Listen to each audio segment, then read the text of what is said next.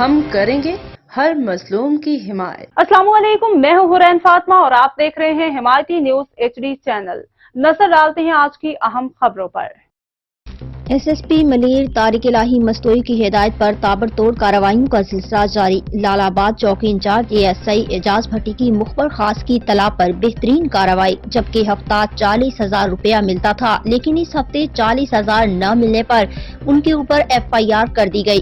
منشیات فروش اسحاق کا کارندہ حسن ولد جعفر رنگے ہاتھوں گرفتار۔ 3 لاکھ روپے کی ڈیمانڈ کی، لیکن 3 لاکھ روپے نہ دینے پر ڈارک اریسٹ کر لیا گیا۔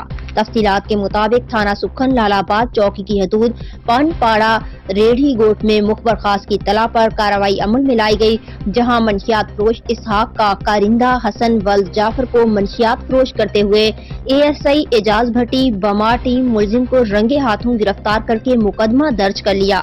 مقدمہ بجرم دفعہ 9I 3B narcotics control act کے تحت کیا گیا۔ مزید تفتیش کے لیے ملزم کو تفتیشی افسر کے حوالے کر دیا ہے، جبکہ ملزمان کا یہ کہنا ہے کہ یہ ہم سے کافی ٹائم سے بھتہ وصول کیا جاتا تھا، جب ہمارے پاس اس ہفتے پہ ایسے نہیں ہوئے تو انہوں نے اریسٹ کر لیا۔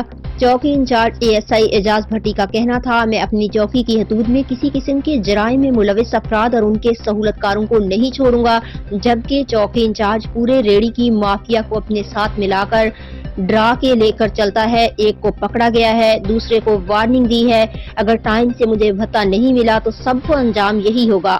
لال آباد چوکی انچارج اعجاز بھٹی کا مزید کہنا تھا، میں اس طرح کی مزید کارروائیاں جاری رکھوں گا۔ میرے خلاف منشیات فروشوں کے سہولت کاروں کے جھوٹے اور بے بنیاد الزامات سے میں گھبرانے والا نہیں۔ آفرین ہے چونکہ انچارج پر، جبکہ یہ گھناؤنا دھندا خود ہی چلا رہا ہے۔ اگر چاہے تو 1 گھنٹے میں ریڑھی گوٹ کو صاف کر سکتا ہے، لیکن نہیں، سارے دھندے اس کے نظر میں ہیں، کیونکہ مال آ رہا ہے، بہت اوپر کی سپورٹ ہے۔ وقار بھٹی کی رپورٹ۔